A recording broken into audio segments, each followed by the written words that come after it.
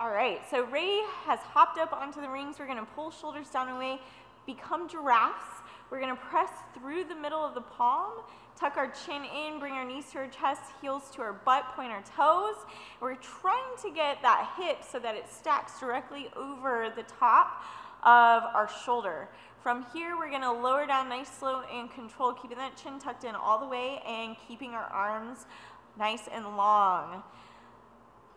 Using our lats and our core to control our descent. All right, so the ball up is awesome for developing straight arm strength. This transfers over really nicely to the barbell. So anytime you're doing any kind of barbell work where you're trying to keep that bar nice and close on your deadlifts, your cleans, your snatches, all of that, this is going to help build the strength and the body awareness that you need to have to be able to do that well. We are gonna be taking the ball up a step further into something called the pass-through. He's gonna make sure he's got a full grip on the rings. We're pulling shoulders away from the ears. Our arms stay at full extension the whole time. And we're gonna keep that chin tucked in, bring our knees to our chest. And this is our ball up. So we've got hips stacked over our shoulder.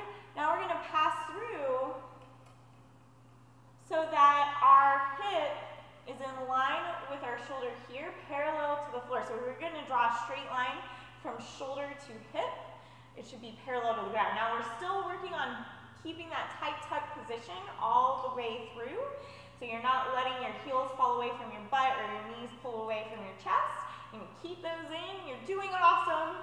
And we're gonna pull it back through, all the way back down with straight arms again, using our lats and our core, making sure that everything is nice, slow, and controlled all the way throughout. Ray is set with his feet on the floor. His arms are nice and straight. We're pulling shoulders away from the ears, getting everything nice and active. Now we're gonna get into our ball up first. So chin's gonna go to our chest, knees to our chest, and heels to our butt. From here, we're gonna take our hips through into that pass through and then bring our feet down to the floor, nice, slow, and controlled. From here, we can drop our hips down, go palm down to the floor, and start to open up the chest, get into the shoulder, the lats here, the upper back, all sorts of good stuff's happening right here. Great dynamic stretch, especially if you lack range of motion in the bottom of your dip position, or when you go through that transition of the muscle up. This is awesome for helping open all of that stuff up. From here, we're going to get that hip back through by pushing off of the floor, and we're going to get back into our nice tight balled up position, lowering, slow, and controlled, pushing the palm down into the center of the ring all the way through. Just like with the ball up and the pass through, we are working on building straight arm strength, using our lats, our core to move our body where we want it to go, not our arms, not by bending at the elbow, using our bicep. Now from here, we're gonna tuck our chin in, we're gonna bring our knees to our chest, and we're gonna do our ball up. So what we did in week 1.